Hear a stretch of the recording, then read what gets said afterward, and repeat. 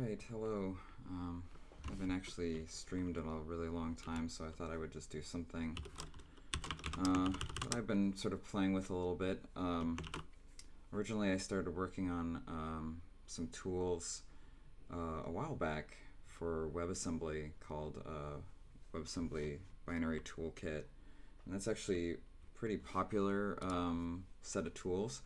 But it's pretty old. I used to write in C, and I wanted to try and write something in C++ instead. So this is some C++ code that I've been using. I call it WASP. And I've actually made a lot of progress on it. So you can see there's quite a few files here already. It's a little bit more limited in scope than WebAssembly Binary Toolkit, WABIT. Right now, all it does is it loads binary files and allows you to parse them, but it kind of does it in a cool way. So I'll just take a look at some of the code here. So essentially the idea is that you can read in a WebAssembly module using this read module function here. And then you can loop through the sections just using a for loop as normal, because it actually implements a lazy iterator for you. And then if it's a known section, which is sort of like the main sections for WebAssembly, then you can actually read the section out using another structure, which is also lazy. So you can see the print section function up here actually allows you to lazily pull out the information in that section. So just as an example of like what this can do, that's the demo file loading my Game Boy emulator. So if I just print that out, you can see all the different sections here. So it gives you information like, here's the different section, it's this type section, here's all the different types in it, here's the import section, here's all the different imports in it, here's the function section, and so on. So it allows you to basically extract all the information from the WebAssembly file. If you like look at the actual WebAssembly file using XXD, you can see that it's just sort of raw binary data. And so that's kind of what this is doing, is like pulling all the data out of it. So I made some pretty good progress on this. Like it can basically read any type of WASM file that exists. So here's one that's called tanks. This is actually the WebAssembly tanks demo. If you go to webassembly.org, there's a link to this game. So it's like a 12 megabyte WASM file. So it's pretty big. But what's cool is if you pull it open with this tool, it loads it super fast. You can get all the data out of it really, really quickly, and you can see all the different stuff in here. So here's a bunch of GL functions that it imports and so on. So the goal is to basically make it so that it's a really useful library for just grabbing information out of a WebAssembly file. So what I wanted to do today was two things. First, I wanted to just write a few more tests. I've actually been really like super TDD for this, which is kind of cool, test-driven development. So I've got like a ton of like nice tests for like reading all this stuff from the file. And so if I want to show you, like, for example, let's say reading the export section, here's some examples of what the export section looks like. And then pulling the information out of it right here. So this, for example, says there's a 2 in the byte stream, and then high, which is how you encode a string, basically the length of the string and then the data, and then a 0, which means that it's a function, this part here, and then a 3, which means that's the ID that you're trying to export. So basically it's just sort of showing you that like you can write this data and then extract it and then convert it back into a format that the code can understand. So I've done that for a bunch of them already. So the lazy section reader, this is the one that actually like can read information from the section. I already have a test for that, a set of tests for that. As you can see, for all the different sections here. So this is like the export section, here's the start section, and so on. The one I don't have yet is the lazy expression reader. So expressions are basically the way that WebAssembly defines instructions. And so what this will do is it'll allow you to basically read out the instructions lazily as well. So you give it a span of data, and then it just gives you a bunch of instructions that you can then read from. So if you actually look at what this does, what does was I implemented? Maybe I didn't implement this. I thought I did. Nope, I guess I didn't. That's interesting. I thought I did. Oh no, I did. Yeah, so basically it's already abstracted. It uses the lazy sequence, which is the same thing that all the other sections use. And then it pulls out an instruction set. So I don't have a test for that, so I'm just going to add that. So we'll go down here and add an expression here. We don't have that file yet, so let's go into this and add a file called this, and then I'll just copy my standard boilerplate to the top.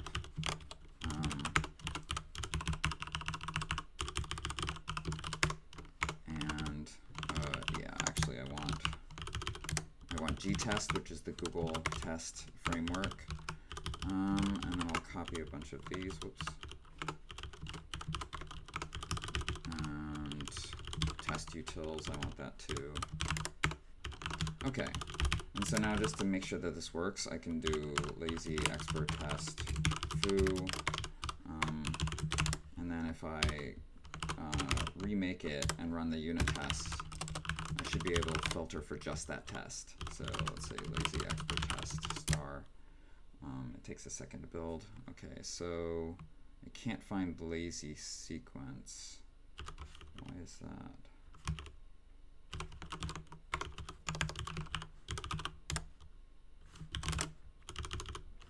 That's kind of weird. Lazy expert. Oh, I think it's lazy underscore sequence.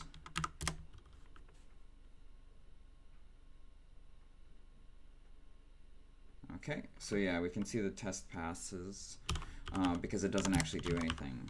So now what I want to do is basically just write some simple tests for that. So the first test I like to usually write is just a basic test to see that it's the basic functionality works.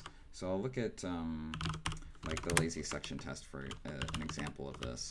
So what I want to be able to do is create the structure that contains all the potential errors, and then this is the expression that gets read back, and then I'll do read expr, which is the function that we want to call here, and I'll just give it a span of data that we want to read, and then our error structure. And so you can see from the actual API here, that's what this is doing here, read expr. Just give it a span and a set of errors, and then it'll read it for you. So if I just put in a 0, that actually should come back as unreachable, and you can see that if I go to the definitions of all the different instructions, unreachable has got the code 0. So I should be able to do this as a very simple test, to read this and then say I expect that the value that I get out is a sequence where, well, so it's a sequence, so I actually have to extract some values from it. So I'll do this. First I can say I know that the number of instructions is 1, so I can just do this should be, or sorry, should be 1. So I should be able to do this, and this should pass. And that's, yeah, so I need make span U8.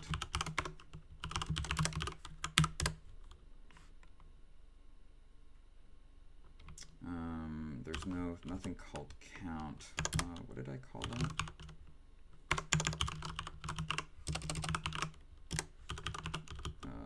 Lazy sequence has, oh, it actually doesn't know what the count is. Yeah, that's only in a section. So in this case, yeah, all we can do is basically get the data out of it. So we can say this is the beginning of the sequence, and this is the ending of the sequence. And then we should be able to get the data out of it by doing a dereference. And then we can move forward to get to the next value. And so that should actually be the end. So this will give us an instruction with a certain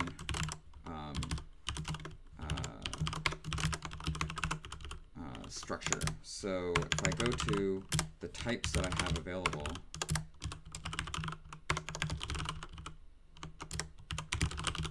you can see that these are all the different, this is what the structure of an instruction looks like. It has an opcode and then the information that comes along with that instruction.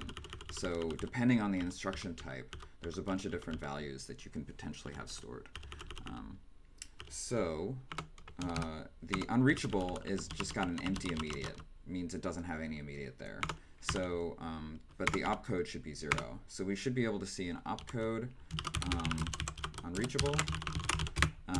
And then I have it set up so that if you don't pass an immediate, it'll just give you the empty immediate, which is what we want here. So, so that should be good. And then we want to make sure that it also is at the end. So we want to make sure that this, after we increment it, we're at the end of our list here. So I think that should work.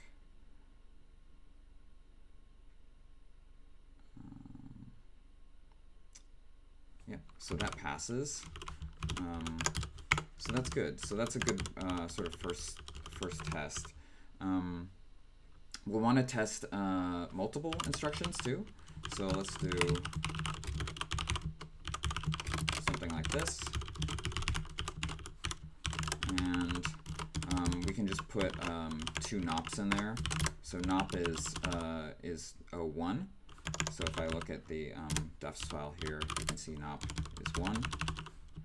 So we'll go back to this. And so now we should expect that this is not the end. And this comes through as nop.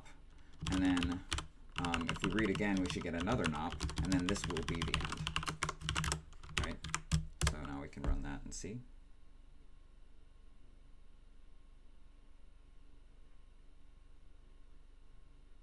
Yep, so that passes.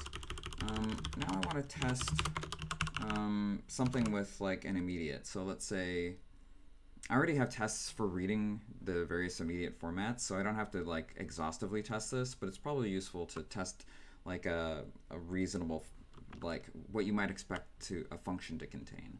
So let's just do something like, let's call this I32 add, or let's call it simple function, right? And so a simple function might be something like if you wrote out get local 0, then get local 1. Actually, this is now called local.get. So local.get 1, and then I32 add. And the way this works is that in WebAssembly, parameters to a function are called locals. So the first local would be 0, and the second local would be 1, because it's 0 based. And then you can add them together and return that as the value. So that would be a simple function that adds 2 numbers. So if we want to encode that, we can look at our definitions file again. And we want local get, which is 20. So we'll put that in. And then it should be followed by the index that we want to get. So that would be 0 in this case. And then we'll do it again. And then a 1. And then we'll have an I32 add. An I32 add is 6a. So we can do 6a here. Oops. And then that should give us a get local with an immediate, which is an index of 0. And then this should be index of 1. This is also get, sorry, it's local get. We recently renamed these from get local to local get. That's why it's a little bit hard for me. I keep making a mistake. And then finally it should be I32 add. And this one has no immediates, and it should be the end. So if we build that, we should get that to pass too. Okay, it looks like I failed something here. Oh, I should have closed.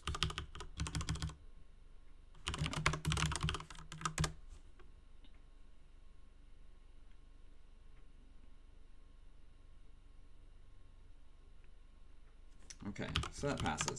I don't know that I need to do significantly more tests than this. This is like just sort of the basic structure of how a lazy expression reader works. You know, you just get the iterator and you compare it against the end, and that's it. Oh, Daru too. Hey, how's it going? Have you started streaming again? Yeah, so let's see. So now, actually, what I wanted to do after having these tests, so this is good amounts for now. I'll have this as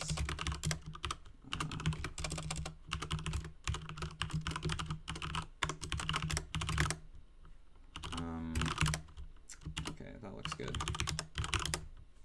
So yeah, you haven't started streaming yet. Yeah, I know. Honestly, the reason I started streaming was because my girlfriend was like, you should stream. Like, don't use me as an excuse. You should just go and do it. And I was like, all right, you're right. I should stream something. I should work on my emulator, but like, to be honest, I was really feeling this, and I was like, okay, let's get some work on this. So the thing I really wanted to do today was actually try and integrate this into an I Am GUI app. So I might try and see how far I can get on that. There's a lot of sort of little bits to set up, but I think it would be really cool to be able to like load up a WebAssembly file and then like visualize it and like be able to expand out. Yeah, she's pretty cool. She was like, yeah, just do some streaming. You'll enjoy it. Yeah, so let's see. So let's do this. We'll call this I Am GUI, and we'll branch from origin master. Oops, actually I want that to be from master because I haven't pushed yet. And then let's rebase to master. Yeah. Okay, that's right. Okay, so the first thing we need to do is get I Am GUI as a submodule here. Don't have to say more. I can tell she's a keeper. I'll tell her that. So yeah, the way to do this is basically just I have to find what the URL for this is. I think it's OCORNUT ImGui, right? ImGui is like a super awesome graphic user interface library that's very, very easy to use, which is why it's so nice. So let's just grab this there, and we'll put it into third-party ImGui. Okay. Pretty big, but I think it should be fine. I don't know if I actually want to end up including this in the real WASP library. I think I might actually want to have it as its own separate thing. But for now, it's easy enough to test it here. So that's what I'm going to do. So the first thing to do, so Wasman Tools, something graphical. Yeah, I had this idea because like a lot of the tools we have now allow you to view files, but imagine you're viewing like 100 megabyte file, which we have seen so far. The trouble with a lot of the tools that they're all text-based, and so what they'll do is you'll read this 100 megabyte file and you'll generate this output that's probably on the order of like gigabytes. And imagine you want to extract information from that. It's like very, very difficult because now you're dealing with like a gigabyte of data. It's just too much. So if you have a graphical tool, then it's just much easier to only look at the parts that you want to look at, and it doesn't have to decode any of the stuff that is irrelevant to what you're trying to look at. So because me and my colleagues actually work on WebAssembly on a regular basis, we often are looking at these giant files and like, what's wrong with this file? Or like, I want to sort of trace through the code and understand what's going on. So just having something that's graphical might be very, very nice for this. And I thought it would be kind of fun to just experiment with it as well. So that's kind of the goal here. So the first thing I want to do is just maybe call this, I was thinking of calling it Wasm View. So let's do that. And we'll have a thing called view main, and then we'll link the same libraries as normally, which would be the wasp-lib, and then also, well, I Am GUI is not usually a lib, you just include the CPP files, so I just have to remember which ones those are. I think it's just, I want third-party ImGui, ImGui.cpp, and then draw, and then widgets. Actually, I might catch you later. Cool. See you around.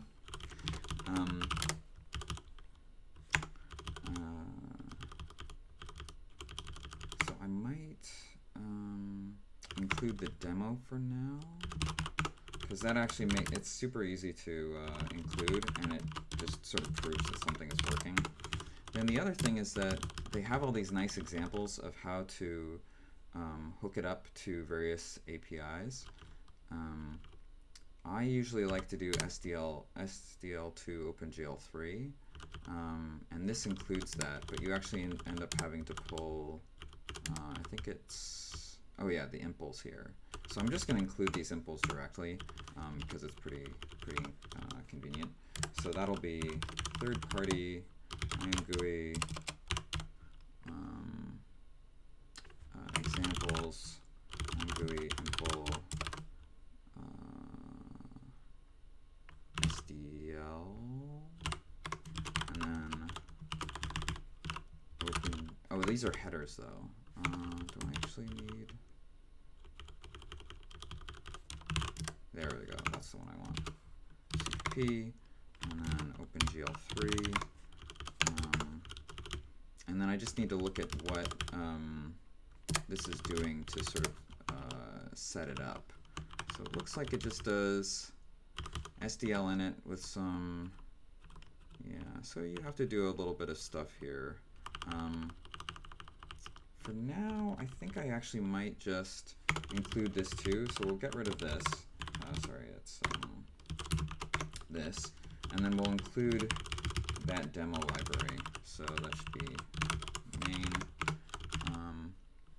Oh, and that's in examples STL OpenGL 3. Example. Yeah. Like that. Let's see if that builds. So this is going to rebuild a bunch of stuff. I should probably do like make J10 or something. One thing that's like a little bit sad about the current setup is that because I'm using a lot of templates, this ends up actually being kind of a slow build. But the templates are one of the things that I'm actually think are going to make this a nice library, because it essentially will make it so that you can sort of bring your own data structures, and it's just like a much more convenient library to use, because you can sort of wire it up however you want to wire it up. So, but yeah, this is definitely building pretty slow. It's also kind of weird that it's rebuilding this stuff at all. Okay, so I am GUI not found. Right, so I have to set the include directories for that. I think you can do target include directories for this. CMake target include, yeah, target include directories. That looks right. So I think I can just do target include directories, Wasman view, and then I can include third-party ImGui, and I think that should work. It doesn't like something called within. Oh, I think you have to do, what is it, like public maybe? Yeah, so now it doesn't have that one, but that's fine. I need, let's take a look at that again. I need examples too.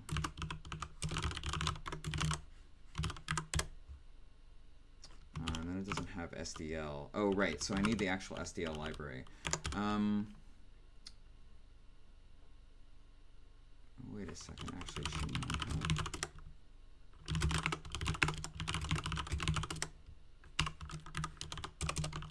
What I want is to get files.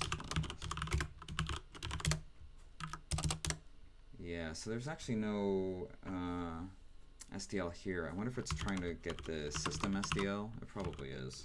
So let's see. Oops. Yeah, so it's inside main. It's trying to pull STL.h, which I have STL installed on this machine, so it should work. It might just be that it's called STL2/STL.h. That's possible. So just to test that out, let's see if I can just modify the one that's in here to do that instead, like that. Yeah, so now it doesn't have GL3W. So I wonder why it thinks that that's defined. It's probably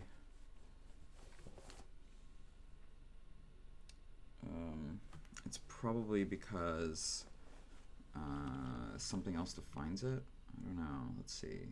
OpenGL loader GL3W. GL loader GL3W. Yeah, so it's defined inside OpenGL3. I don't know where exactly that lives. Let's just take a look. I think I might be able to just install that with Pacman. So I'm just gonna see if I can find that GL3W. No. I'm not sure why I can't find that. Maybe I can find glue. Yeah, so I do have glue, so let's use that one instead. So I think I just have to define that ahead of time. So I think you can do, is it target defines? CMake target defines, target definitions, target compile definitions looks like. Yeah, okay. So I can do target compile definitions was some view and make that public. Should be fine. And then this should be ImGui OpenGL loader glue. I think that should work. No, it still wants that one. Let's see what it actually is defining in OpenGL.h. Where did I see that? OpenGL3.h. This one's GL3W. Yeah, so it says it should be trying to look for one of these. So did I just, oh, it's impl. So let's just grab this. Yeah, let's see if that works. Okay, that's compiling, and it still wants STL, so something else wants it. Oh, impl STL. So this is just another one of those where the actual include directory is wrong. So let's go back to that.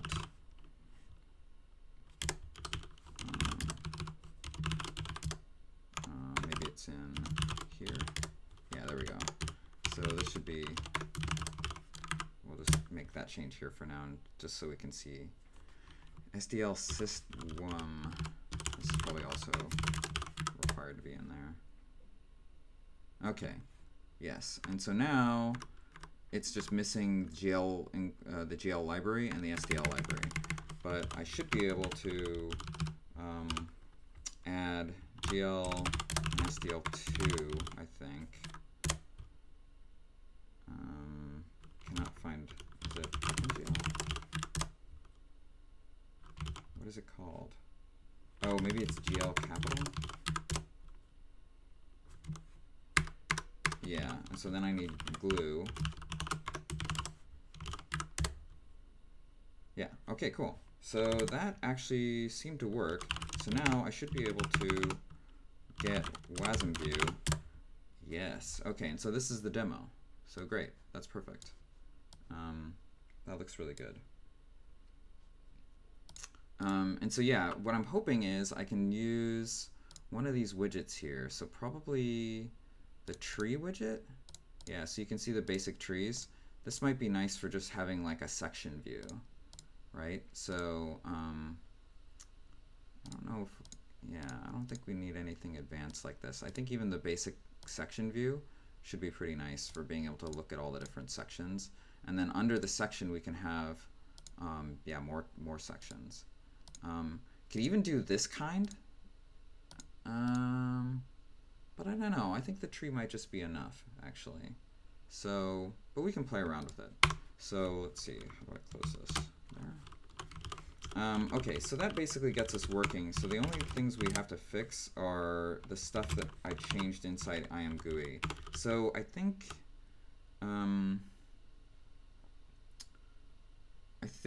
the way you're supposed to do this is by like searching for STL2 and then using like package config or something to set it up properly. I don't really want to have to do that. So what I'm going to do instead is copy these implementations and just modify them. And I'll fix that stuff later because it's like, it's just kind of tedious work to get this stuff cross-platform for STL, and I don't really want to do that right now.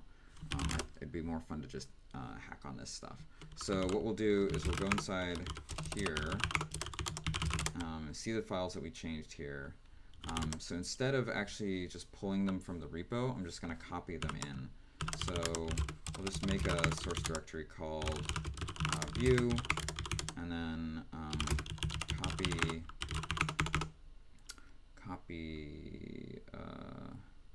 examples, the info STL here, and then copy the OpenGL info here. So that gives us those, and then yeah, maybe just copy the main too for now. So we do OpenGL3 main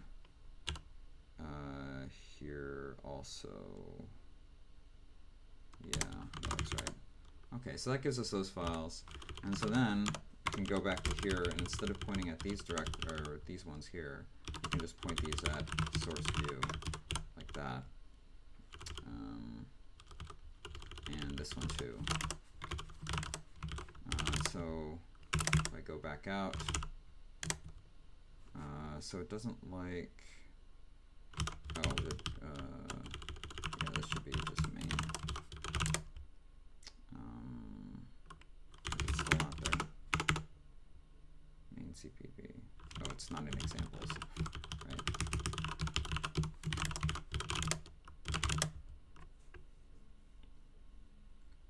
Okay, cool. So that worked, and now it has the changes that I made, so I can actually just go into ImGui and revert the changes that I made there, and this should still compile.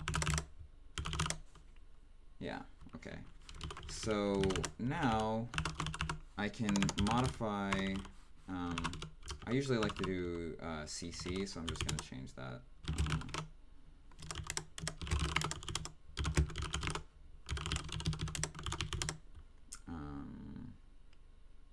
And I'll just leave these ones, but I'm going to hack more on main. These ones I'll just leave as is, because they'll basically work for me.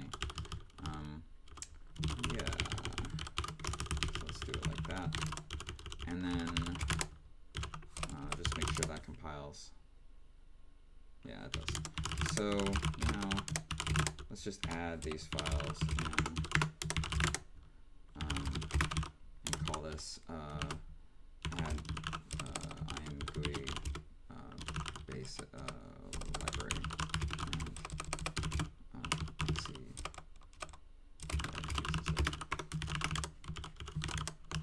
Okay, so now I actually want to start trying to use main to like do real stuff. So I don't really need demo, but one of the suggestions that they actually make when you're using I Am GUI is like you should include demo, because it's actually pretty convenient for like just testing out the tools. So I'm going to keep it in for now, but I am going to like sort of strip out some of the other stuff from view main. So like this is okay, but I'm just going to like get rid of the stuff that I don't really care about.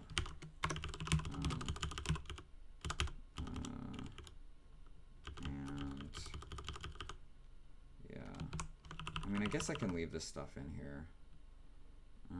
Yeah, I'll leave it in. I don't really need to like tear it apart. I mean, it kind of has a lot of documentation that I kind of don't care about, but and it's like formatted weird, but that's fine. Okay, so the examples that they have is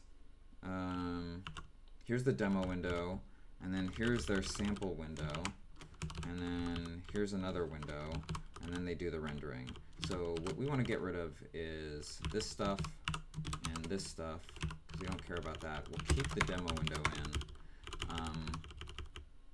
in, and the polling of events in, but we want to basically call out to our own code. So what I'm going to do actually is just leave this file alone for the most part, aside from removing those pieces that I don't want, and then actually include a call to whatever I want to do. So we'll just call this, we can't call it main, but we can call it view main. And then I'll make a file in here called view main, and we'll get our standard boilerplate at the top. I really should set up like a macro for doing this.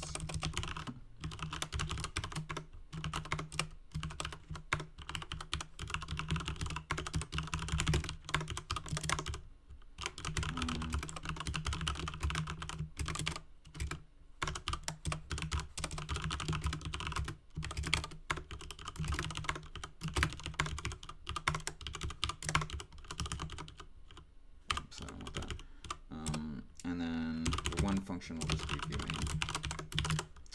We'll put that in, and then we'll make it so that main CC has that.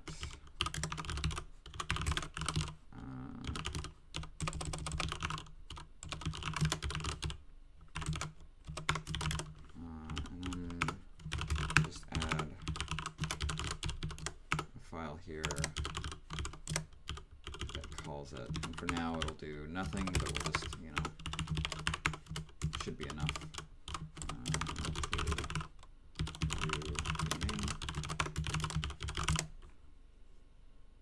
Okay, right, and so that needs to be in the namespace.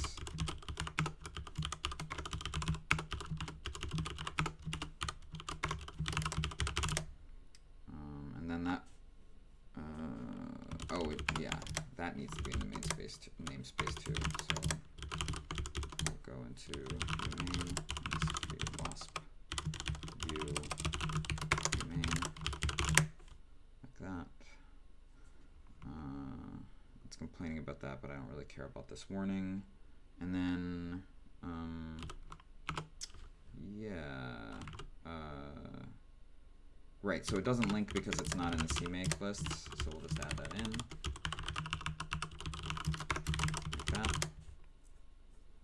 Okay, cool. And then actually, one other thing I want to do is I want to be able to like pass the args in to this. So let's just do argc rb, and we'll do after this initialization. No, honestly, this is fine. So we'll do wasp view init. We'll just do argc.rb, and then we can do that here too.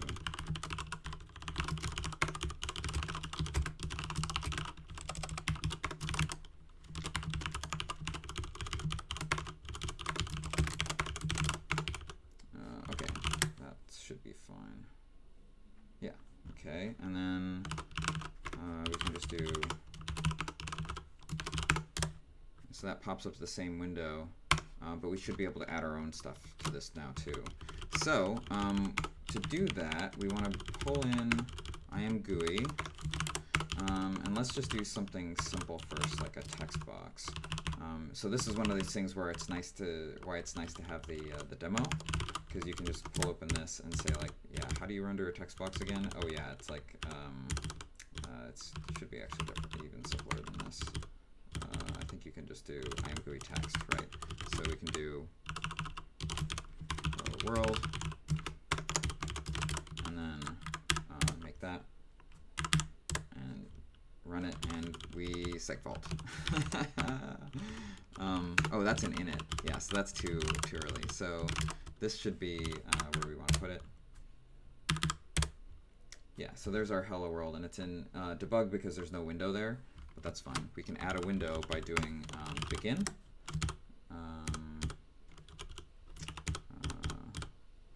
We don't show it anywhere. Here's one. Yeah.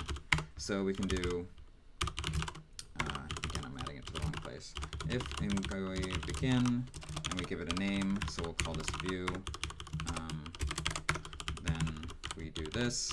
Otherwise, and then we, I think you always have to call end. Yeah, so this is one of the weirder APIs where even if it fails, you still have to call end. It's just sort of historically why it works that way. So we'll compile that. And yeah, so now we've got a nice little window here, which is pretty cool. And there's our view, and this is sort of the I Am GUI style where you can like collapse it and stuff. So what we want to do is actually get some of our data in there. So the first thing I want to do is basically read the file. So I'll look at the other main for that, this one. So we want to include base file, and we want to include lazy module, and I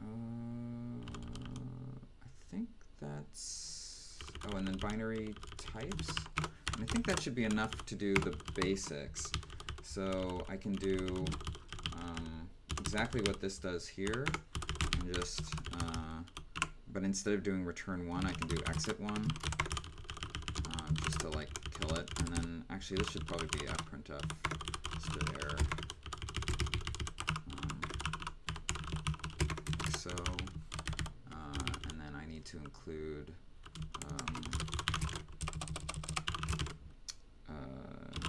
c.io and I think c.lib,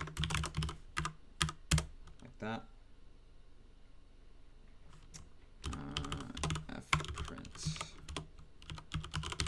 should be fprintf.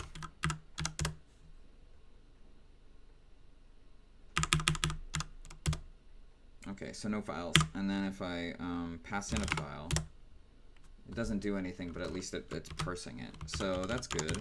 And then, so that reads it into a file here. For now, I'm just going to store it as a static variable. It's kind of cheesy, but it should work fine. So we can just do file name like this. Oops. And then instead of doing that here, we can say s file name equals argv0. And then read it in. Oh, and that's reading into our option buff. So maybe we don't actually care about the file name. It's nice to show it.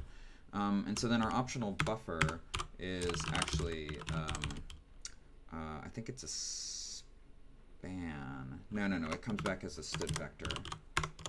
So if we look at file here, yeah, it comes back as an optional std vector. But if it's not defined, then we just blow it away. So what I want to do actually here is store it as an actual std vector. And what we'll do here is we'll say sBuffer is moving out of optbuff. So now it's never optional. Basically, we fail if it was ever optional. And that should work, I think. File name should be sFile name.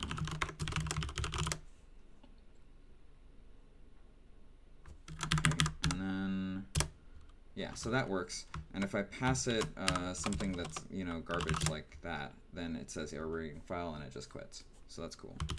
So now we have this buffer that's available, and we want to do the same thing that this is doing, which is read the module.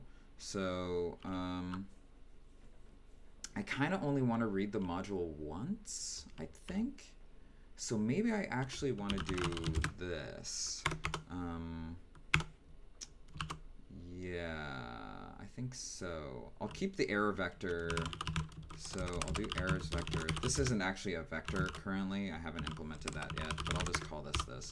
This is all really cheesy. I really should move this out into like their own data structures. But you know, for a simple test like this, it's nice to just like keep it simple. Okay, so then I want a lazy module. I think I have to specify, yeah, the errors type here. So I'll just do, this will be errors vector module. Because it's lazy, you need to like actually pass the error structure so that it knows how to like fill in the errors later. So so that's the buffer, which I want to keep around so that it doesn't get destroyed by at the end of viewInit. And so then we can go to main and read the module out. Instead of auto, this will be s module, like that. And that should be all we need to do in init. At that point, we can just basically loop through. There is one thing though, which is that it's lazy, which means that we kind of don't want to always do this in view main. I didn't actually think about that, but let's just build this and see if this runs for now. Unknown type name errors vector. It doesn't know that because it's in base binary, I think in errors vector. Like that. Oh, come on. And it doesn't know what print is.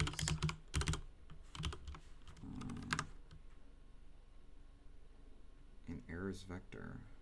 Oh, that should be, so this is good. I wasn't actually testing this apparently. This should be printf.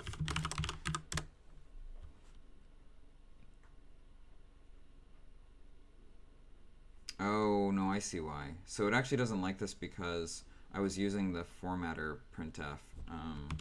So this should actually be, because it's a string view, I need to like actually format it properly. So I can actually just use formatter, and I think this will work, and then I don't need that. I think that'll work. Is it not base formatter? Formatters. Should probably call that just like base font or something. It's fine.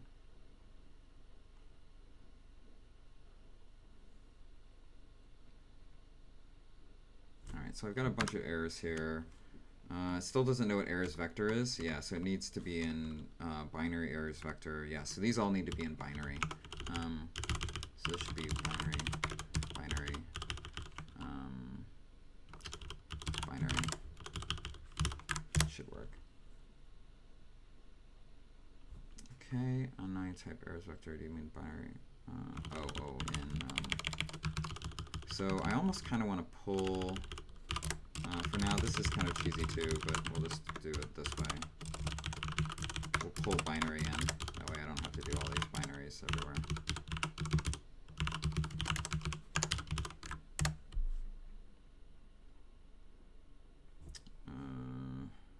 Oh, right. So it can't statically construct this. Interesting. This is why it's good to test these things out. Yeah, so it wants to be able to create it with the span immediately. I guess it's okay to do this every time. It's like not super expensive, so I'm just gonna do it like this, and that way we can just do auto module. It's gonna read everything every time, which is like a little weird, but probably okay. This should be S errors.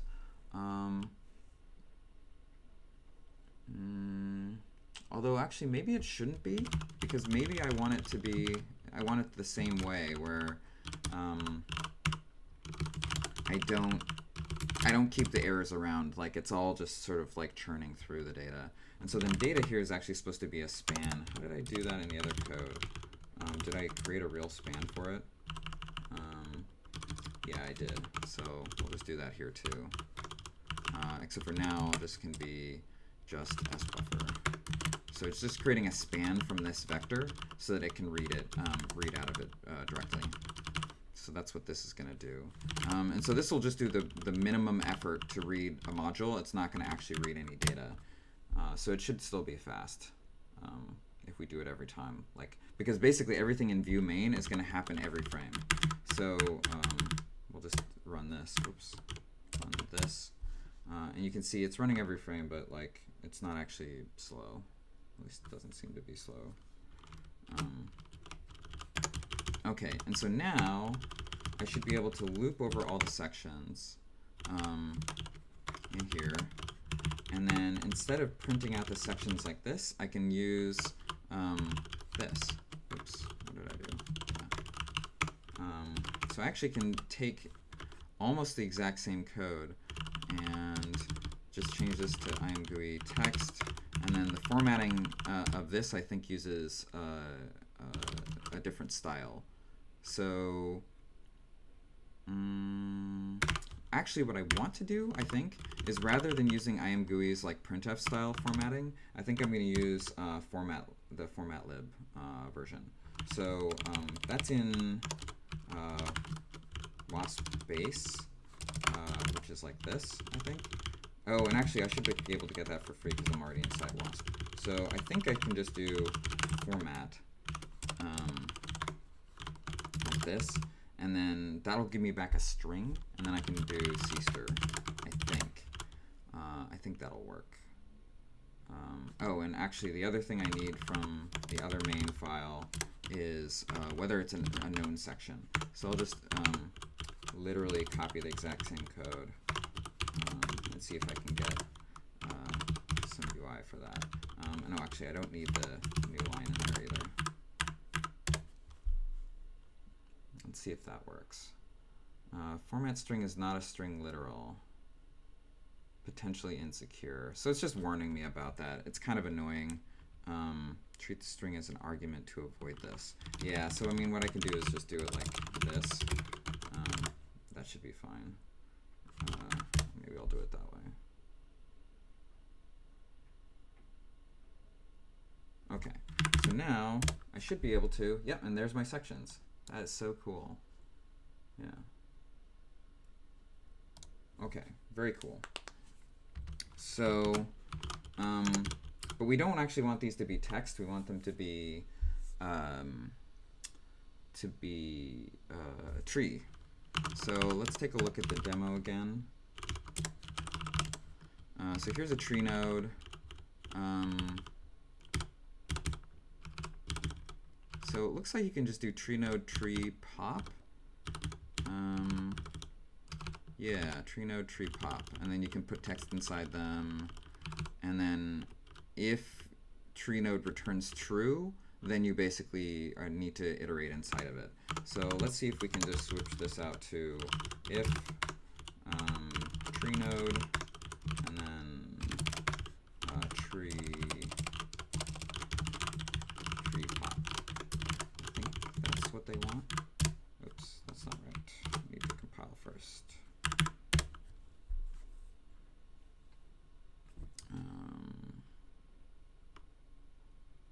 Wait, why is it complaining about this? Oh, it's probably because tree node has a different, so tree node,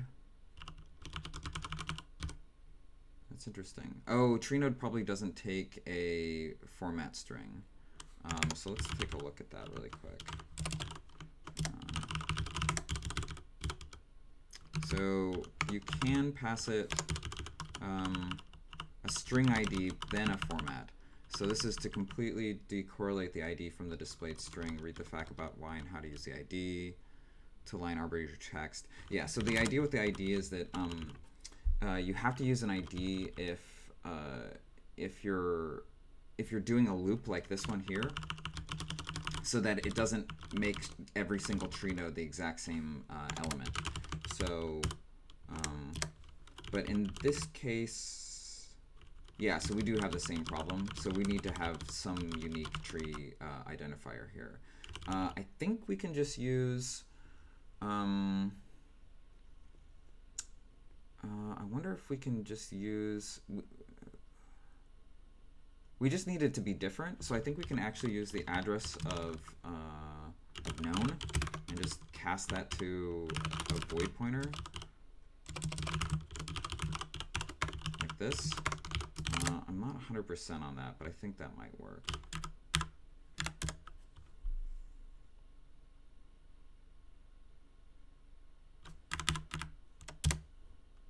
Okay, so now we got this little tree node. Oh yeah, see, but this is what happens. They're all basically coming back as the same value, which is why they're all showing open. So I need to actually switch it to something else. And yeah, it makes sense that this doesn't work. This is going to be the address on the stack, so I need to have something something else. So I can just use like an index like they were using. Maybe that's the simplest thing to do. It's a little clunky, but it's okay. So we'll do this, and inside our for loop, we'll just do ++ I, and then we'll cast this to a pointer, and actually we want this to be in pointer t, and that should work. Yeah, so basically it's just, it wants a unique identifier there. I think that should be okay. It does not like that for a static cast though, so we have to do that. It should be safe though.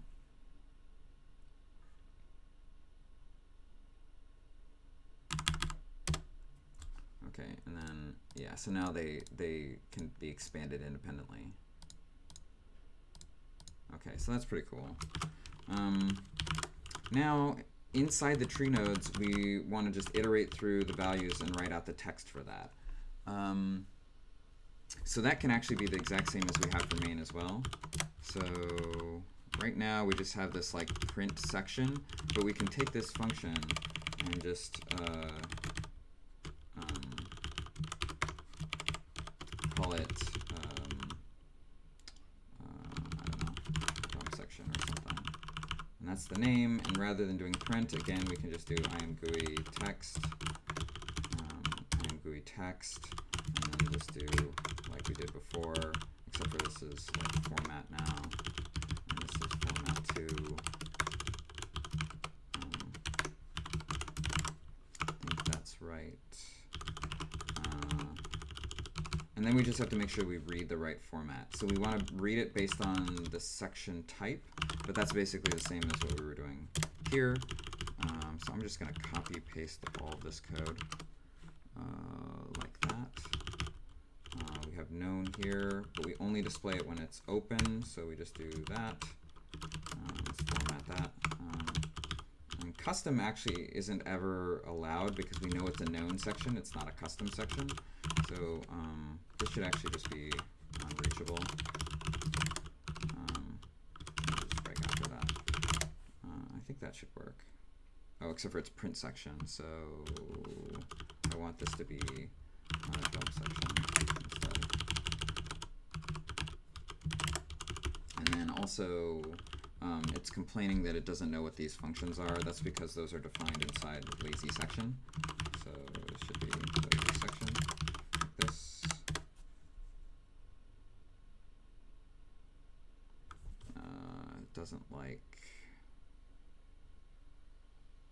It doesn't like non-trivial object of type blah to variadic function. Expect type from format string. Oh right, I need to change these all to cster. It'd be nice if I had a wrapper for this actually. I wonder if I can just do. Let's see. How do I do that? I guess I can do something like template type name args, and then do call it like this, and then do args. Actually, I want this to be like that, and then I can do the same thing like this.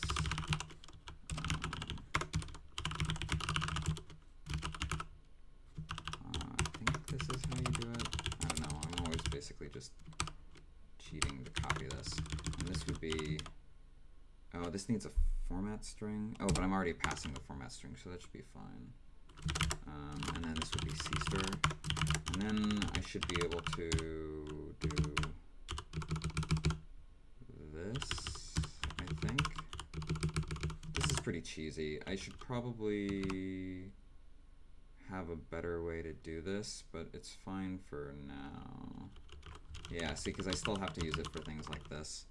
I don't know, maybe I don't really want to do this, but we'll see if that actually works.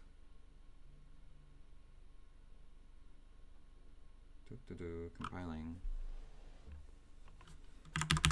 Somehow that actually worked first time. Cool.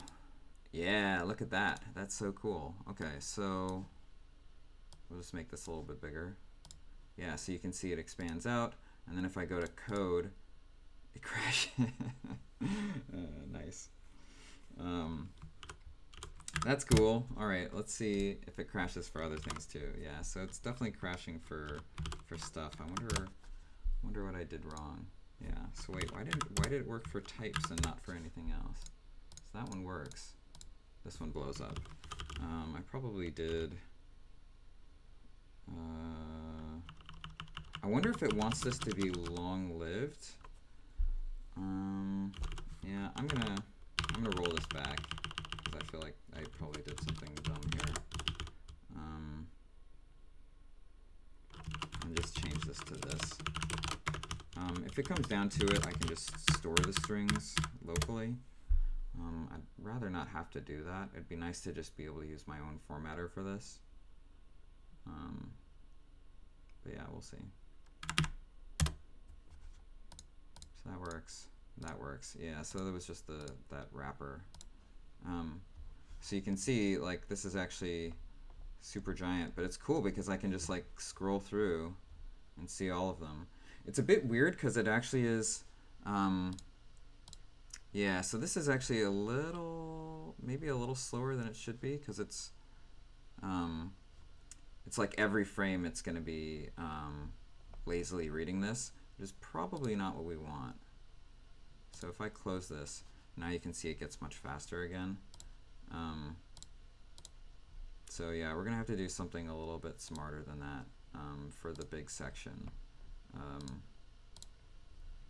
Yeah, you can definitely see this slowing down, or at least I can. You probably can't see it if you're watching the streaming. Yeah, this is pretty cool though. This is already like, I could imagine playing with this. You almost want, like, you don't really need this text here, I think, maybe. All right, so how would you improve this? So the problem is that it's lazily reading it right now, which is basically what we wanted, but yeah, probably not per frame, right? You almost want it to sort of lazily read it and then cache it for later, which is a little tricky. Yeah, I don't know. Also, there are things here that I want to do a little bit better. Like, it would be nice if these strings were like highlighted, or maybe the numbers, or maybe even like, you know, so we're seeing exports. Like, here are all the exported functions. There's only exported functions. But if there was like an exported global, you'd want to see that there too. So you maybe want to have special coloring for certain things. These you want to actually print out for real. And actually, even this, you shouldn't be displaying the body. Like, one of the reasons why this is probably so slow is that this is running in debug and it's displaying all the text. Actually, I wonder if that's the reason. I wonder if I just changed this to not actually display. So like, what if I specialize this function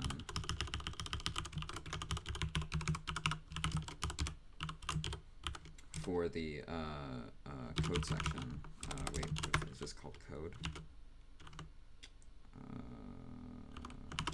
No, it's called,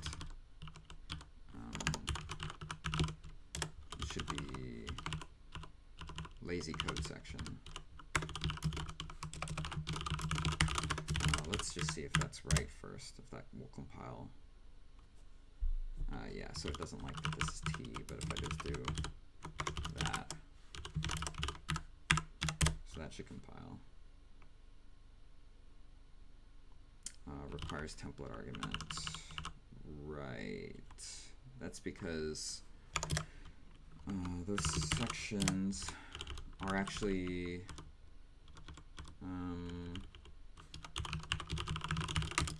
yeah, it has an errors parameter. So let's just go back to this. So we can do errors vector like this. Do you ever use the YouTube API? No, I don't think I've ever used it. Used it for what?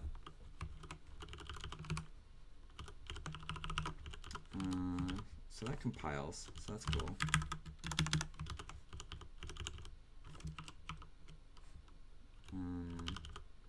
Yeah, so what I want to do is just imagine that I don't print the contents of this item, I just print the index. Does that run faster?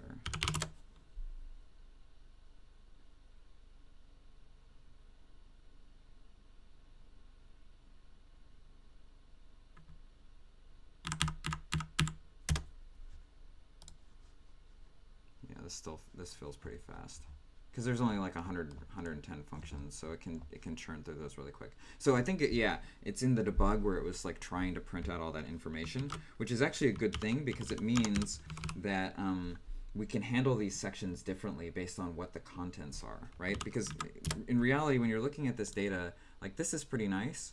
This gives you more or less what you want to see. But even like global, this doesn't give what you want. Like you really want to see this expression converted into the actual code. Like 23, I think, is get global, so this would be get global 0. 41 is like I32 const 0. So you want these to be written out in a different format. Yeah, so let's experiment with the one for code, because I think that'll be the most interesting. We actually want these to be drop-downs too. Using it to get the video URLs of YouTube videos with auth. What your coding looks good. Oh, thanks. Yeah, I haven't used the API for that.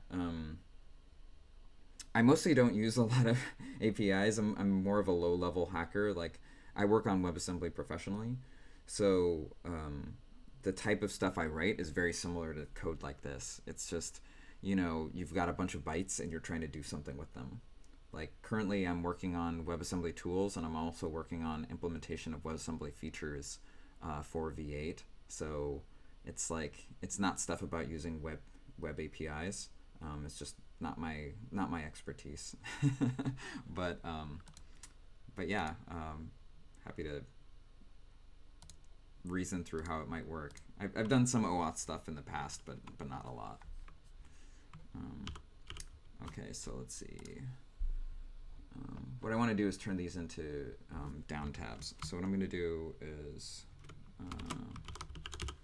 go back to this. So this is our text field for when we're displaying a code item.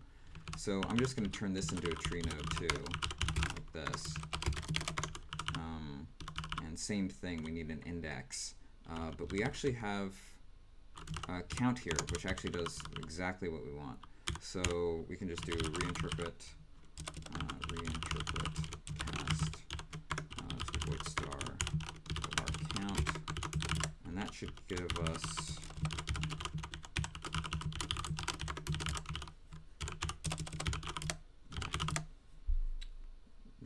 us the unsequenced. Oh, right. Yeah. So we need, the problem is that we're using count here and then also adding it here. So this should just do it there. It's fine.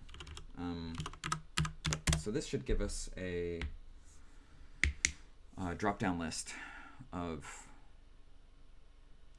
all of our functions inside the module. Yeah. Oh, but they all have the same number now. That's wrong. Oh, it should be out here. Okay, so that is pretty cool, because that means it should be really fast to iterate through these. It should only display this section if it's actually open, and then it'll only display the functions that you have open as well. So if you opened all the functions, it would be slow, but otherwise it should be fast. So now we can actually use the lazy expression reader to display the lists of instructions. That should work. So if we go to that example that we did before, lazy expressions, I should be able to just go and grab this and do read expr. We'll pass in our own errors. Actually, I'm going to use errors not, which basically is a it basically says if there are any errors, just throw them away. I don't care, which is kind of convenient. So we'll just add that in. So we'll have errors not as our errors, and then we'll do pass in the data, which is item body, I think. If we look at the types here, we have the code section, which is where the actual code is stored. So there's locals, and then there's a body. So and that is an expression. And then expression just has a buffer, and this buffer is going to be a span. So I think I can just do body dot data. I think that's right. Yeah. Oops. So this won't show the locals, but it'll show the instructions, which is a good start. So now I can do inster all the instructions in this expression, and then do the same thing here, just print it out. So we'll just write this as, we probably want to indent this again, so we'll do it like that. I don't know, there's probably a smarter way to handle indenting, because I Am GUI should support that for you automatically. But yeah, so then we want to display the instruction. I think that might be all you have to do. We'll see. Read expr doesn't have. Oh right, so I need read expressor or read expr here.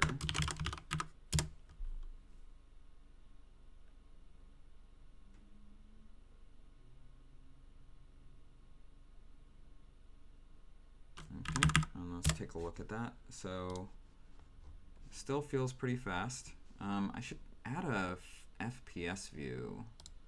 I wonder if they have one somewhere. Yeah, anyway, so then I can click on this, and there's the instructions. So it's not formatted very nice, but you can actually just like, so I think, which is the one that's really big? One of these is really big. It actually might be nice to display the size. I don't know, do I know the size at this point? Maybe I don't.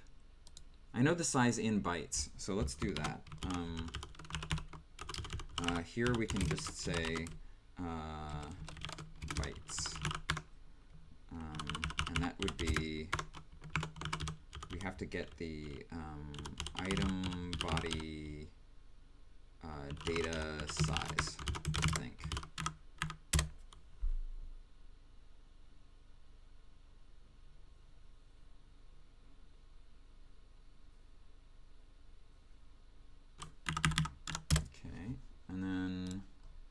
Yeah, so now we have the actual byte length, which is pretty cool. So we can see which ones are really big. So like, let's look at this one.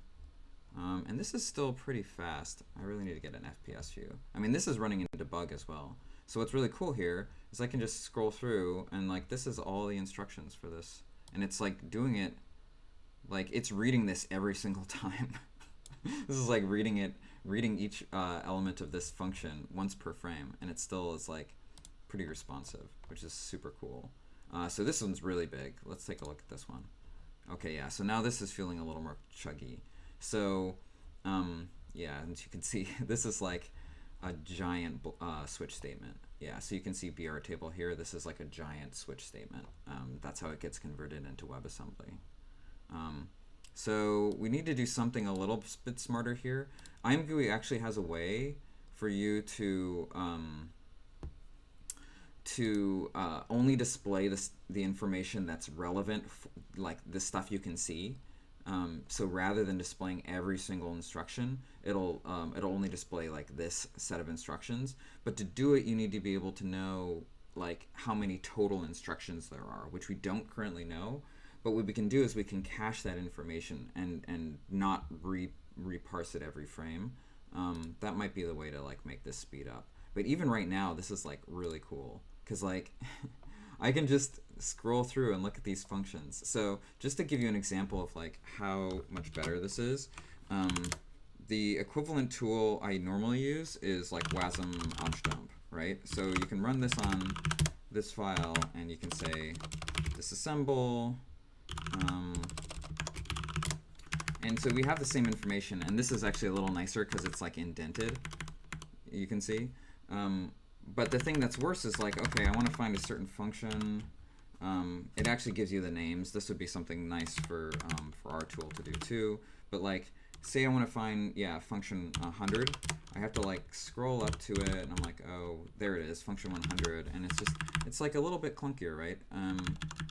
So we can actually even see if we get the same output. So this is function 100. We should get block, block, block, get local. And so if we actually run this here too,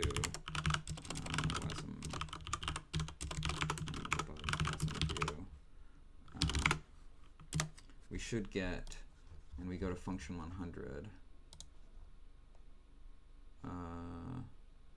Oh, maybe it's 1 based, or sorry, that would be 99. Yeah. Actually, that looks wrong too. So this should be block, block, block, but I'm only saying, where is it? Block I32, block, block, get local 2. So that means it's actually, is that right? What am I seeing here? Am I looking at the same file? Now I'm a little confused. Oh, no. The problem is, Wasm objdump shows you the functions based on their actual index, and so in WebAssembly, imported functions and declared functions are in the same number space. So all the imported functions get numbered first, and then all the functions after that get numbered. So this is probably off by the number of imported functions, but we can take a look at that actually and just say we have 19 imports, so we know that 100 actually shows up to, so like 0 here is actually, 0 through 18, and then 19, right? So we should be able to just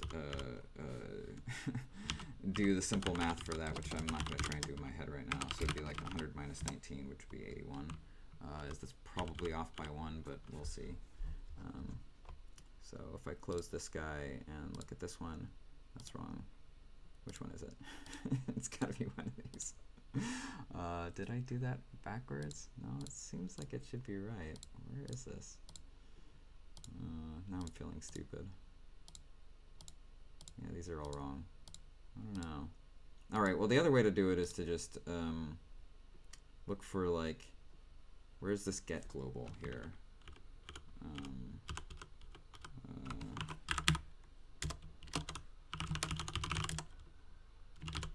There's a lot of get globals. Okay, let's look for something else.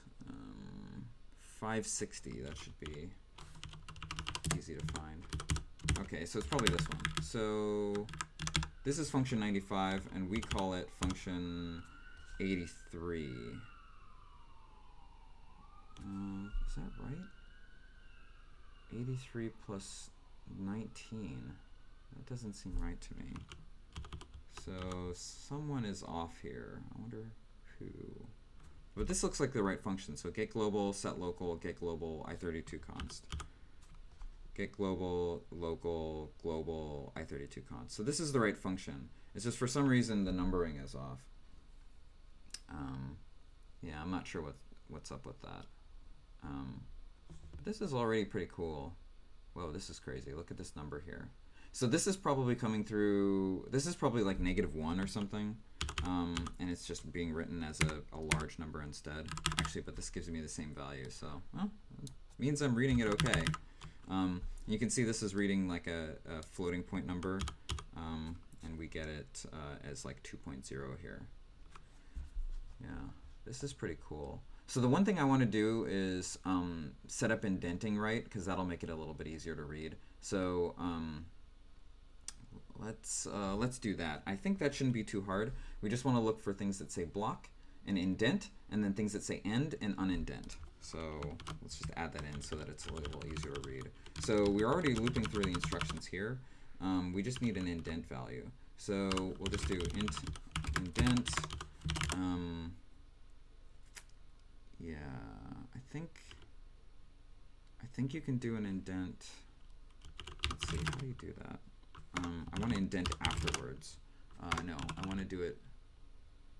I want to do it before if it's a begin, and yeah. So I want to say if inster opcode equals opcode begin, then indent plus equals 2, and that should go afterwards. And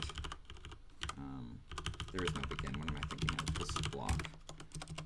Or inster opcode equals opcode loop, or inster opcode equals opcode. It's block, loop, and if. And then this is end. And then if it's an else, I want to actually do it in both places. So I want to do equals opcode else, and then this one is also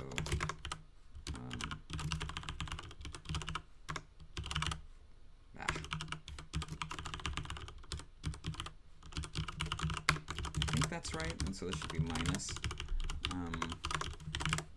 So then if it's an else, we'll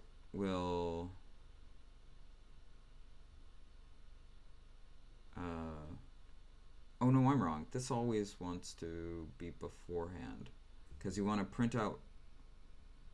Oh wait. You want to. Let's see. On end, you want to first de-indent. Yeah, so I did this backwards. You first want to de-indent, then you want to print, then you want to re-indent. So yeah, this is right. And so then we just have to include an indent value here. So this should be, I think there's a trick to this. You can do, yeah, I think you can do this. So what this will do is it wants to print a string with a fixed length, and we'll just give it a empty string, but then we'll give it our indent as the width to space it out. I think that works. I don't know. We'll try it and see if that works. It might complain.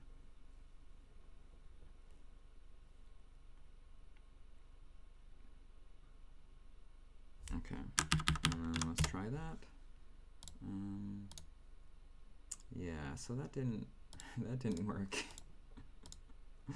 I thought that's how you did it. Oh, you know what it might be? That might be the length of the string, and I actually want. I think maybe I want that.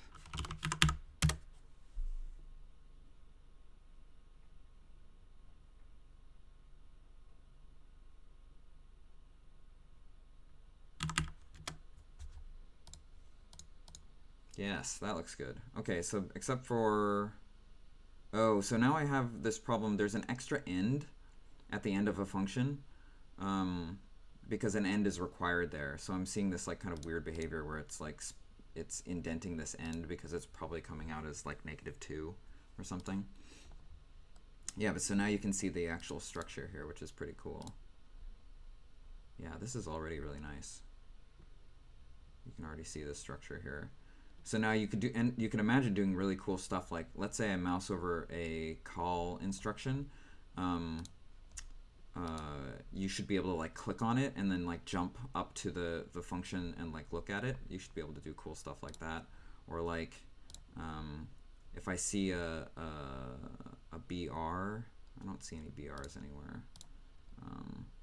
Yeah, so like a BR11, this would mean branch up 11 levels, and then but I should be able to like click on this and it should jump me to where that goes, you know.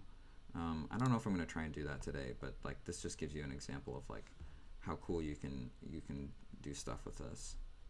Yeah, this is really cool.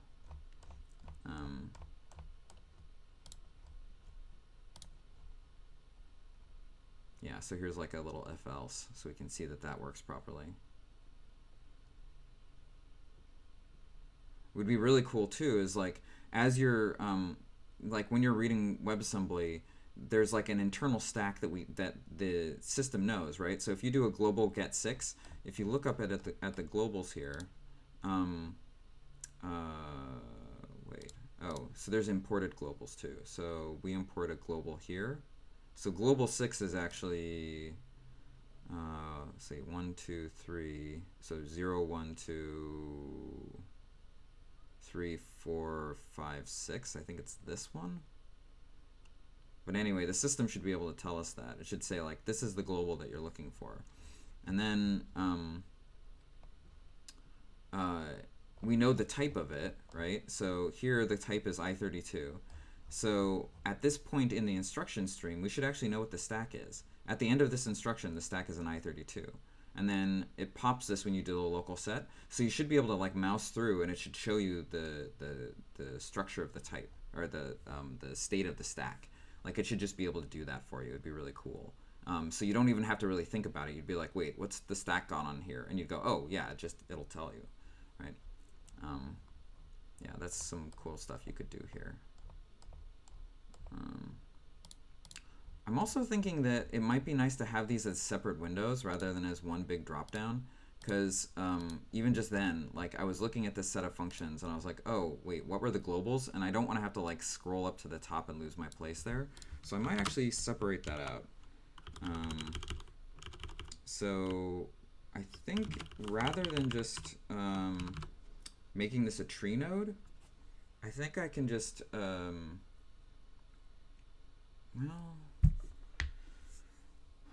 the trouble is I kind of want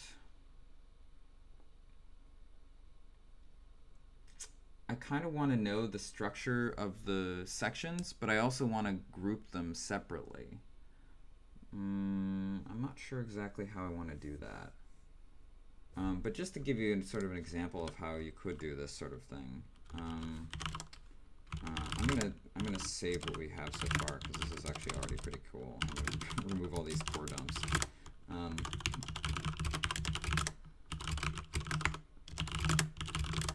yeah, this is our sort of work in progress.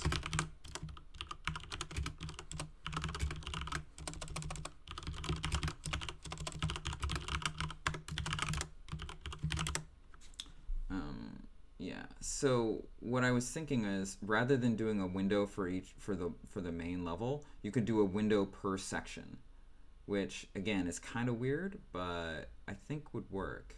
So you could do something like this. Just wrap this up like that. So now that'll all go into one section, and then instead of doing a tree node here,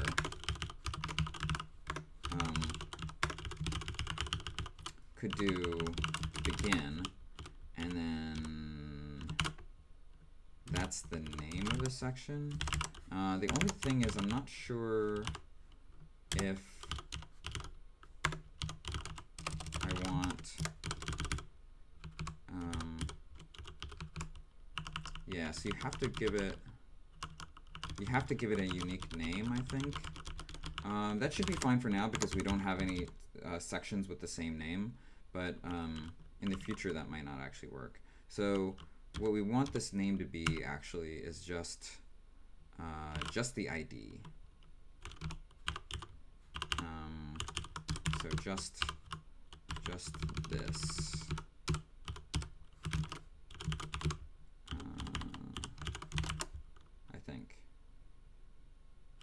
And that should create a new, I think that should create a new window for each one. So we'll see. No matching for begin. Oh, right. Because this wants to be like that. I think this will work. I don't know if it'll actually have the same problem where it doesn't keep the string around long enough, but we'll see.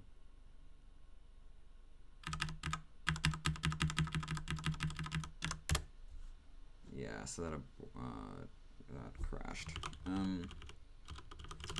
Oh, that's because this shouldn't be that. This should be this. Oh, and actually this has got to be on the outside, like I said before. So actually what I'm going to do is factor this into a function. Let's see, that's errors. Just so that it's a little easier to read. So we'll just do, what do we want to do here? Use section. And then this will be section, known section. Is that all we need to pass? The known section and the errors. And actually, I'm going to make this one errors map too. It should all be the errors map. Do it like that. And then I should be able to move this out like that. And then call use section with known and errors. Let's see if that works. No template named errors. That's because it wants to be errors. I think that's all I really need. And this has got to be called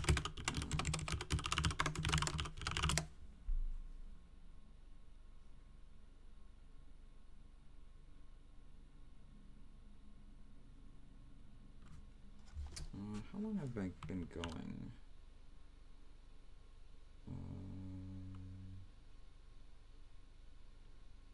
Hour 37. Okay, I'll keep going for a little bit. Whoa, crazy. That is not what I expected.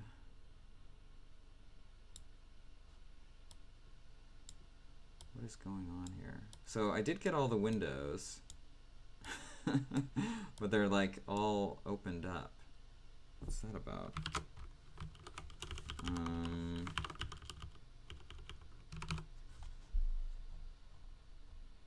So I do view section known. I do dump section. That gives me tree nodes. Oh, but so, yeah, so I'm getting this problem where I think, yeah, I think the problem is that I need this to be, I think I need these to be, to have something more static than this. I forget exactly how to do that with I Am GUI. Let's see. I wonder why it worked when I had them all. Oh, it's probably because it had it all in the same. It had it all in the same window, and so it was using the sort of the built-in hierarchy to make that work properly. But now that I'm including these all at the same level, this count gets used the same way everywhere, which is kind of annoying. I think the simplest way, let's see, how should I do this? I'm gonna look and see what they say to do. I forget exactly how it works.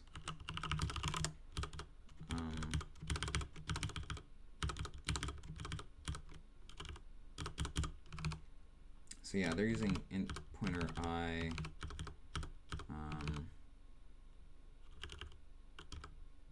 It seems like that should work.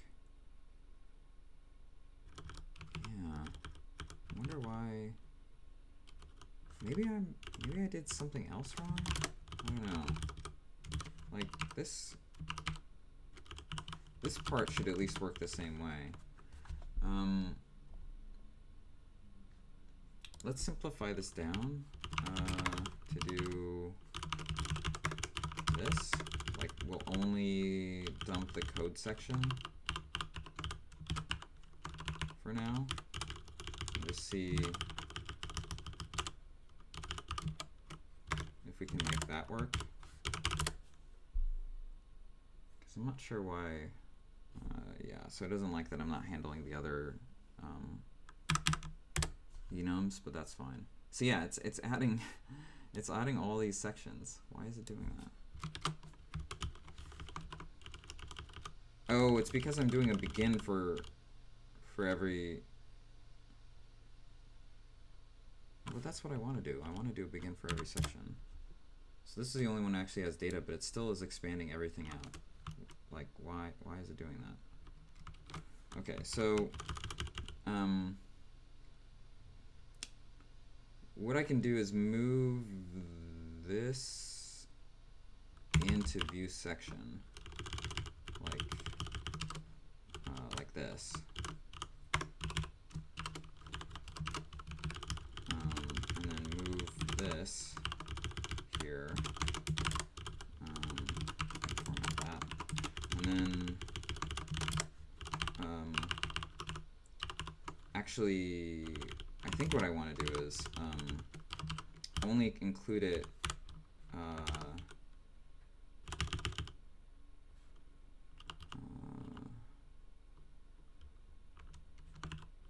yeah, so what I want to do instead actually is just say, rather than doing it this way,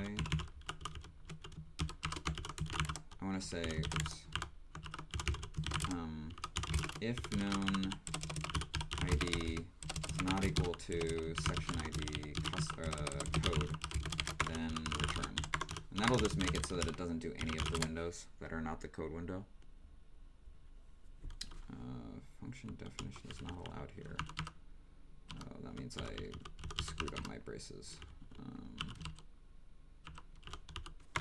Should be in there.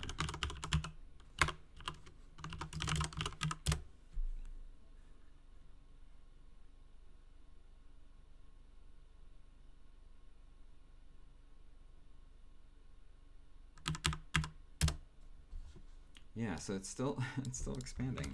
What did I do wrong here? I feel like it's gotta do with this tree node business.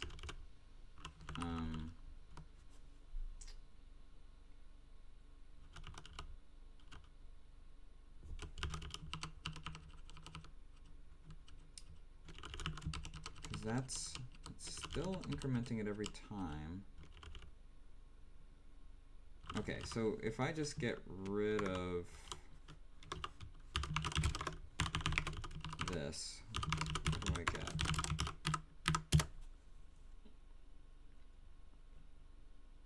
That's fine.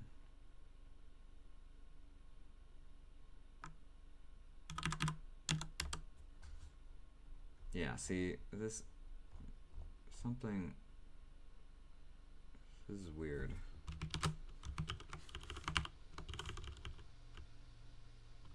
Oh, right. Well, I'm specializing on this type. That's probably what it is. Right, because now it's... no, that should still be a lazy type section.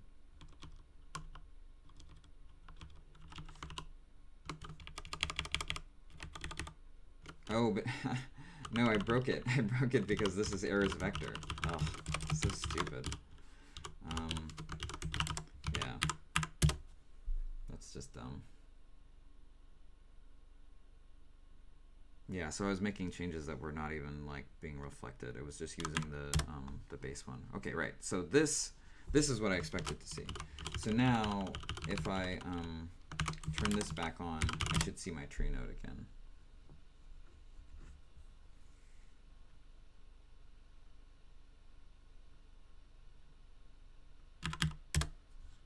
Yeah, okay, cool.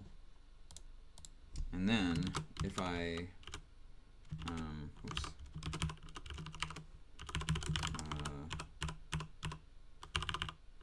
then if I get rid of this, I should see a bunch of windows of all the different,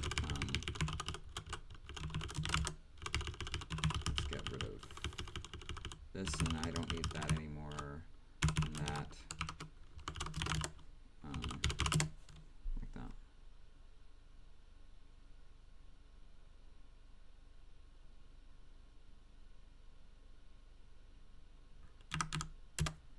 Yeah, so I get a bunch of windows. I can like go away. Here's the code window, and it's enormous, but that's okay. I kind of want to make it a little bit smaller. But you can see this is actually still pretty responsive, even though it's like displaying a bunch of stuff. But what's cool is that now, like, this is kind of silly. I don't know why I don't know that I want like all this displayed.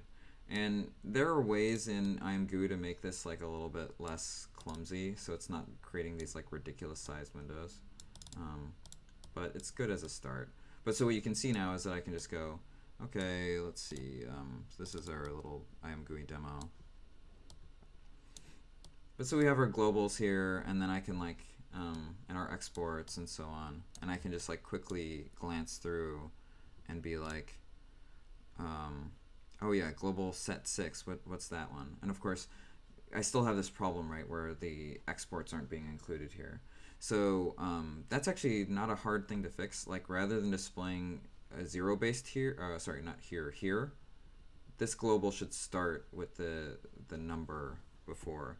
But the tricky part is, because we're lazily parsing it, we don't actually have that information.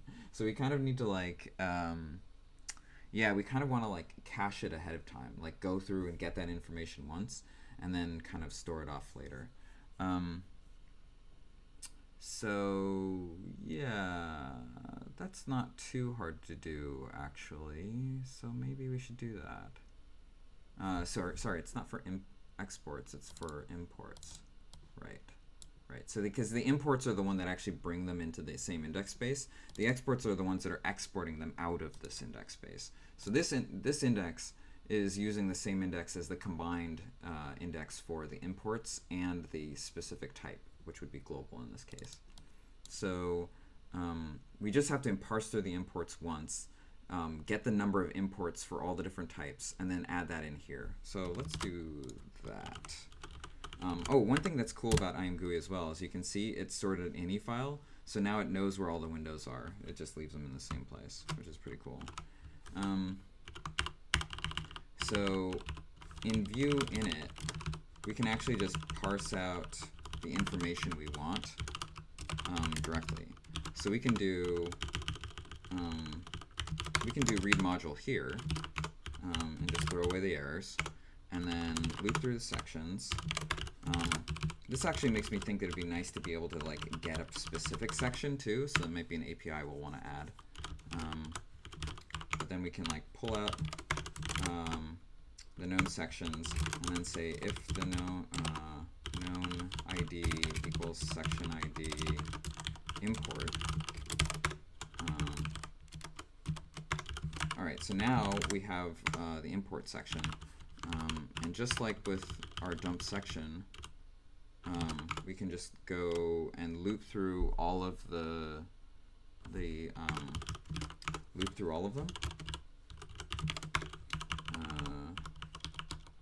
in known, and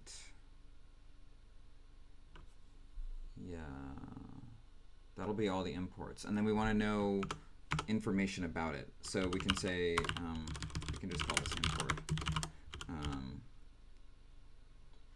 and then we want to stash that information away, so we'll just do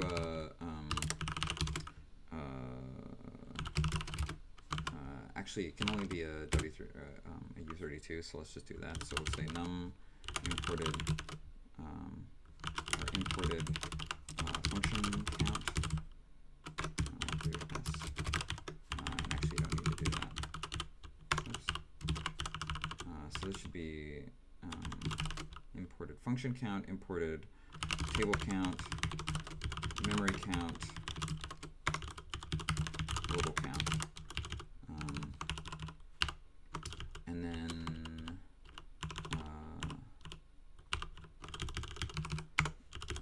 if you go to the types and look at the import, it basically just has a kind and then a description about it. But we actually don't even really care about the description. We just care about the kind. So we can pull that out. But it'll pull it out as an external kind. It kind of makes me wonder if maybe we want to do well, we want to do based on the number of external kinds. I mean, there's only 4 for now, so we can just do it like that. Import count. And we want that to be, we want this to be an enum actually, but we don't really currently have that enum, so I have to store that later, but that's fine.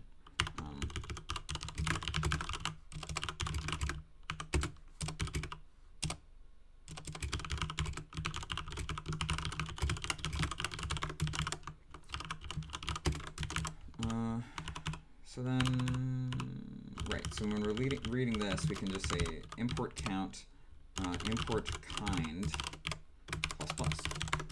Easy. And so then, when we're decoding those specific sections where we want to print out the number, we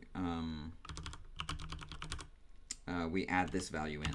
So we kind of want to separate this out too, but that's okay. We can just do, we can say if the type is lazy function section error is not, and actually I kind of want to have a nicer way to do this, to be honest. This is like a little cheesy to have to specify this. The problem is you can't do a partial specialization of a function, so this wouldn't work. For now, I'm just going to do it this way, but we'll want to do something smarter here. In any case, this is the count, but the count should really start at import count function. External kind function.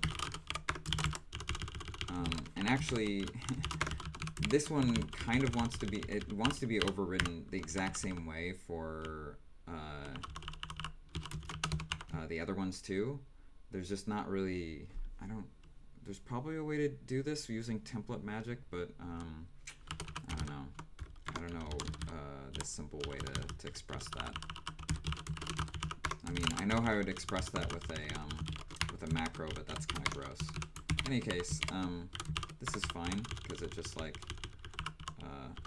actually it doesn't really need to be a template. Maybe that's the answer. Is that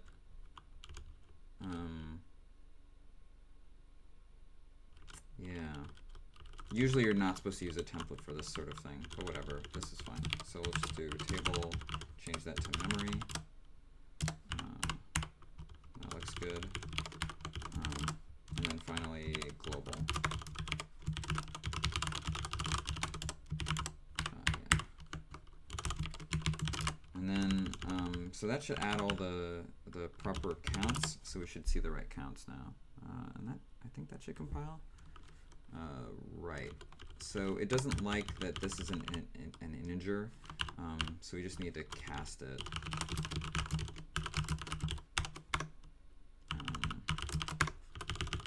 It's kind of annoying, but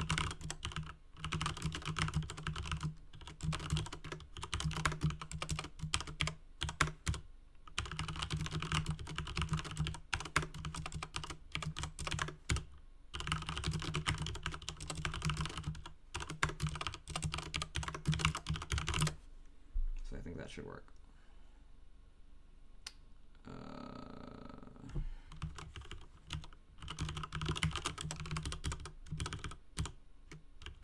Says I have this twice. I do have this twice. Why do I have this twice? Let's see. Function, table, memory, global, table. Okay. Let's get rid of that one.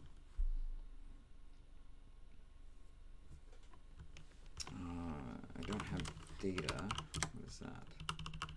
Oh, right. So this needs to be what this one does, where it grabs it out.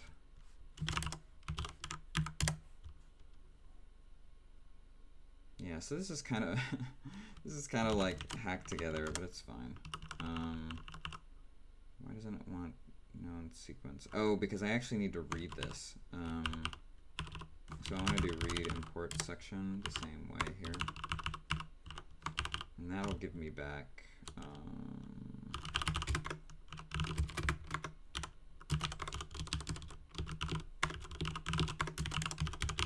think that's right.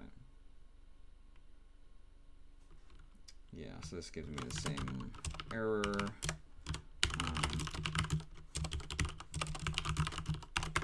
I could just cast it to an int, but whatever. It's fine.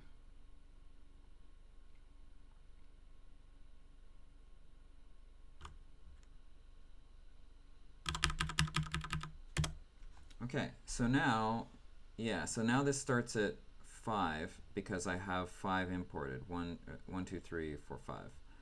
So that's good. And then, oh, should do the same thing for code, and type doesn't, you can't import types. But yeah, so see, function starts at 12 now. So now if I went to function 100, I should see the proper type there. So I just need to add it to code, and then that'll be good. So we already factored out code. That's this one. So that just needs to use import count.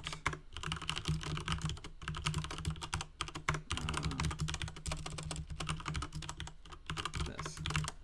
I almost kind of want to have a function for that, but that's fine. This is all kind of hacked together code. Oh, right, it's not func, it's function.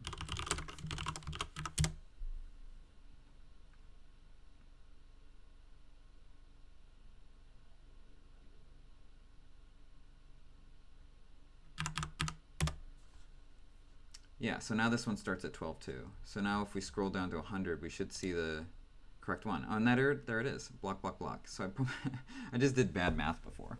But yeah, this is super cool. So now the numbers actually line up properly. So if you went to one of these, for example, you can see it does a call 0. That 0 is actually calling to the 0th function. So in a way, you actually, I mean, that would be this function right here, because that's the first imported function. But in a way, you actually kind of want, you want a separate list of that, because like this doesn't give you that list, which it probably should.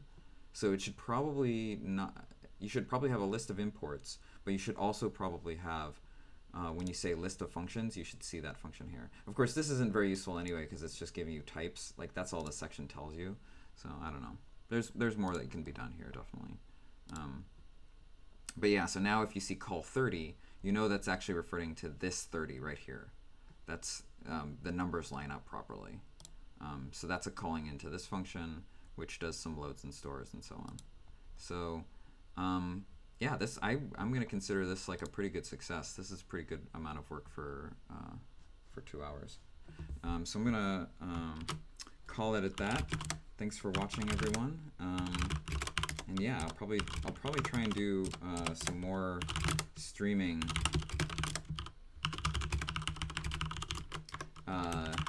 before I go up and visit family. So we'll see. We'll see if my girlfriend convinces me to do more.